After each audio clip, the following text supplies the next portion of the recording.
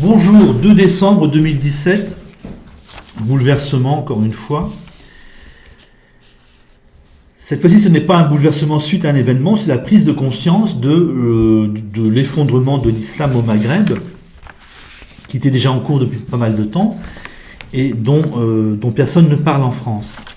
Je vais vous parler de 2 événements concrets, puis vous faire des extrapolations et des remarques. Donc les 2 événements concrets qui me font dire qu'au Maroc et en Algérie, l'islam recule, l'islam a entamé son recul et un recul paisible. Au Maroc, à Agadir, vous avez des gens de là-bas qui ont refusé la construction d'une mosquée dans leur quartier. C'est la première fois au Maroc. Et vous avez aussi 685 personnes qui ont signé contre cette construction de la mosquée au moment où l'article est paru dans le journal. Donc vous avez eu 685 personnes qui n'ont pas hésité à donner leur nom et leur adresse en signifiant qu'ils refusaient la construction de cette mosquée. Ça veut dire qu'ils n'ont pas eu peur d'être assassinés, ils n'ont pas eu peur d'être mis en prison. Ils savaient que les risques qu'ils prenaient sont extrêmement faibles. Donc vous avez à la fois 2 phénomènes. Ça commence à refuser la construction de mosquées, ça demande la construction d'hôpitaux et de bibliothèques entre autres, c'est-à-dire on cesse de s'intéresser à l'âme pour s'intéresser au corps et à l'esprit. Donc c'est l'entrée dans le monde moderne, ni plus ni moins. C'est très symbolique. Et vous avez donc beaucoup de gens qui osent dire nous ne voulons pas de nouvelles mosquées dans notre quartier. Ça c'est au Maroc, ce n'est pas en France. Avec donc surtout le fait que ces gens qui ont refusé, qui ont signé la pétition, n'ont pas eu peur d'aller en prison, de se faire assassiner. Donc l'islam recule au Maroc, il n'y a pas de doute. C'est-à-dire que vous pouvez le fait de pouvoir dire ouvertement je ne veux pas de mosquée sans risquer de se faire assassiner, sans risquer d'avoir de gros ennuis, signifie que les Marocains sont déjà beaucoup moins musulmans, une partie n'est plus musulmane, une partie est indifférente, que les musulmans radicaux sont minoritaires et peut-être ont déjà pris l'habitude de l'indifférence à Dieu. Là, en tout cas, il se passe quelque chose d'absolument hallucinant. Ce n'est pas l'islam qui recule, c'est un révélateur de ce que l'islam recule au Maroc. En Algérie, j'ai repéré un autre phénomène autour de l'écrivain Rachid Boujedra. Donc si jamais vous voulez approfondir sur Internet, c'est Rachid, R-A-C-H-I-D, Boujedra, B-O-U-D-J-E-D-R-A. Donc, en 2015, dans une émission de télévision, une petite télévision, mais quand même qui a du public, donc ça a eu un retentissement national. En 2015, il dit « Je ne crois pas en Dieu, ni en la religion musulmane, je ne crois pas en Mohammed comme prophète. » Et en 2006, il a déclaré dans une conférence débat « Je suis athée et communiste ». Et apparemment, cette conférence avait lieu en Algérie. Donc là aussi, l'essentiel, ce n'est pas qu'ils disent qu'on est un écrivain qui dit « Je ne crois pas en Dieu ». On a très certainement des Marocains qui ne croient pas en Dieu. L'essentiel, c'est qu'il n'ait pas été mis en prison, qu'il n'ait pas été assassiné. Donc, en 2015, en Algérie, vous pouvez dire « Je ne crois pas en Dieu » à la télévision. Je ne crois pas en Dieu, je ne crois pas dans la religion musulmane, je ne crois pas en Mohammed. Et vous n'êtes pas assassiné, vous n'avez pas d'immenses ennuis, vous n'allez même pas, apparemment, vous n'allez même pas en prison. Je n'ai pas lu qu'il n'était pas allé en prison, mais je n'ai rien lu qui indique qu'il était allé en prison. Donc, s'il était allé en prison, les journalistes l'auraient indiqué. Voilà, en 2015, en Algérie, vous pouvez dire à la télévision « Je ne crois pas en Dieu, ni en la religion musulmane, je ne crois pas en Mohammed comme prophète. » Vous n'êtes pas assassiné, vous n'êtes pas mis en prison, vous n'avez pas de gros ennuis, vous n'avez apparemment pas d'ennuis, pas plus d'ennuis que d'habitude. Ça veut dire là aussi, donc l'important ce n'est pas ce que dit le monsieur, l'important c'est comment c'est reçu par la société algérienne. Eh bien, vous avez des Algériens qui étaient d'accord avec lui, des Algériens qui étaient contre. Mais ça veut dire concrètement, déjà vous avez des gens d'Algérie qui sont d'accord avec ça, et ceux qui ne sont pas d'accord ne sont plus assez musulmans pour aller le tuer. C'est un symptôme d'un recul de l'islam. L'islam est en effondrement en Algérie et au Maroc. Peut-être que c'est un effondrement paisible, donc peut-être on n'en parle pas, peut-être les Maghrébins ne s'en rendent pas vraiment compte eux-mêmes. Mais ça se termine. Vous pouvez dire, donc en Algérie, je suis athée, et vous n'avez pas, normalement, pas d'immenses problèmes. Vous avez des bonnes chances de rester vivant. Et vous n'irez pas en prison. C'est tout simplement extraordinaire. Je crois qu'on est dans un processus de fin de l'islam. Vous avez la Tunisie qui est déjà bien engagée dans la fin de l'islam, et on peut dire que ces signes-là au Maroc et en Algérie montrent que ces deux pays suivent aussi. On était sûr pour la Tunisie, sûr que la Tunisie abandonnait l'islam, qu'il était donc probable que l'Algérie et le Maroc allaient suivre, c'était quasiment certain qu'ils allaient suivre, parce qu'ils étaient de la même civilisation. Et donc en fait, c'est déjà engagé.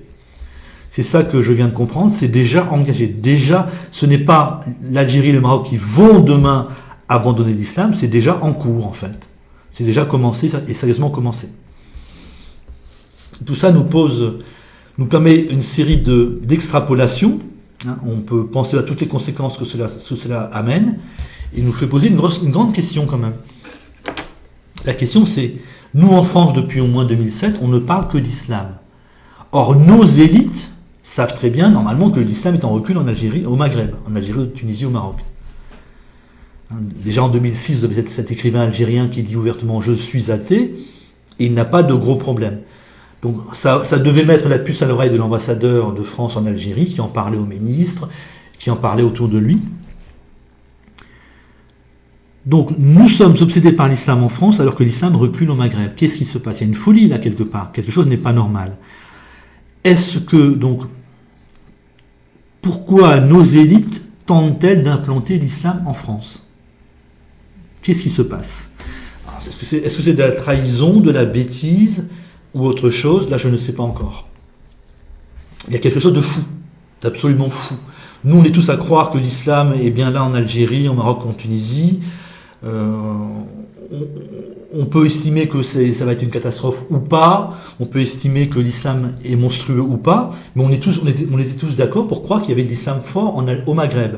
Or non, l'islam est en effondrement. Ça change énormément de choses. Donc vous avez cette grande question autour de l'élite française, mais qu'est-ce qu'elle fait finalement? Qu'est-ce qu'elle fait à encourager l'islam en France? Et on a pas mal de conséquences assez claires en fait de cet effondrement de l'islam au Maghreb. Vous aurez un double phénomène. L'effondrement de l'islam lui-même, ça va sans arrêt baisser avec les années qui viennent, très rapidement. Il est assez possible que dans 20 ans, les Maghrébins persécutent les musulmans qui exagèrent. La Turquie devrait suivre. Et l'autre phénomène, c'est nos élites elles-mêmes vont devoir abandonner leur soutien à l'islam. Quand tout le monde comprendra que l'islam recule, s'effondre au Maghreb, là, les élites françaises ne pourront plus encourager l'islam en France, ce ne sera plus possible. Elles vont apparaître vraiment comme des tarés ou comme des traîtres. Ça ne sera plus possible pour elles. Donc les musulmans en France seront tout seuls, finalement. Pour le moment, ils sont soutenus par l'élite. Pour le moment, ils ont quand même la base arrière du Maghreb. Ils vont se retrouver tout seuls en France, et bien évidemment détestés par tout le monde. Tout le monde déteste l'islam en France. Il n'y a que le gauchiste, normalement, c'est quelqu'un qui ne vit pas à côté des musulmans. Et à ce moment-là, donc, tout le monde va se mettre à râler contre l'islam, à râler ouvertement contre l'islam. Vous aurez des remarques désagréables, des agressions, des insultes, à tout bout de champ contre les femmes en niqab, contre les musulmans peut-être, contre les gens considérés comme musulmans. Donc vous aurez une pression très très forte sur les musulmans. L'islam est absolument incompatible avec la France. Et les seules directions que nous ayons, c'est l'extermination, l'expulsion ou l'assimilation. Ça peut prendre 50, 100, 200 ans, mais on va vers cela de toute façon. Le plus probable, normalement, c'est l'assimilation. Mais l'expulsion et l'extermination sont encore possibles. Et même, je dirais, montent en puissance. Quand nous verrons que l'islam disparaît au Maghreb, quand nos élites cesseront de soutenir l'islam, nous allons avoir certainement une volonté d'expulser les musulmans radicaux, ou les musulmans, ou les maghrébins peut-être. En tout cas, je pense qu'on voudra tous expulser les musulmans radicaux. Nous, les Français. Je dis Français par opposition aux Allemands, qui devraient se comporter autrement. Et nous allons constater que le pays d'origine n'en veut pas. Les Maghrébins indifférents à Dieu n'accepteront pas des musulmans radicaux Ils sont ici en France pour la 3e ou 4e génération, qui n'ont plus de lien réel avec le Maghreb. Et donc ce qui se passe là, l'abandon de l'islam au Maghreb, l'abandon du soutien de l'élite à l'islam en France, va à la fois nous pousser à encourager l'envie d'expulsion, et en même temps cette expulsion sera rejetée par le pays d'origine. Les Maghrébins ne voudront pas de musulmans radicaux chez eux. Et donc, l'hypothèse de l'extermination se rapproche, en fait, augmente. Imaginez qu'on ait des musulmans radicaux en France, insupportables, organisés, nous tuant en plus. Vous aurez de plus en plus d'agressions à l'égard des musulmans radicaux, puis ça va entrer en guerre civile, je crois, quelque chose comme ça. Donc, bouleversement absolu dans la nouvelle, l'islam recule au Maghreb, c'est certain, on doit considérer ça comme raisonnablement certain. Ils abandonnent l'islam, et contrairement à nous, ils le font paisiblement, parce que probablement l'islam n'a pas été une religion oppressive, ça n'a pas été une religion écrasant la population. Et donc, à partir de cette nouvelle, vous avez la solitude des musulmans en France. Ils vont se retrouver tout seuls à se faire détester par tout le monde. Vous aurez les Français qui vont beaucoup plus facilement envisager l'expulsion, refusée par le pays d'origine, qui n'a pas envie de musulmans radicaux. Et donc, on s'achemine vers une guerre civile, à mon avis, vers une guerre d'extermination de l'islam radical en France. Les gens ne peuvent pas accepter des musulmans radicaux en France. Pour le moment, ils sont protégés par l'élite française. Mais à partir du moment où ils ne seront plus protégés par l'élite française, je crois que ça va barder. Donc depuis un certain temps, on parle dans le vide en fait. L'islam est occupé à mourir au Maghreb. Voilà, c'est ça. Je suis persuadé qu'il faut intégrer ça, qu'il faut le considérer comme raisonnablement certain. Il faut le considérer comme certain, et donc réfléchir à partir de ça. Salut.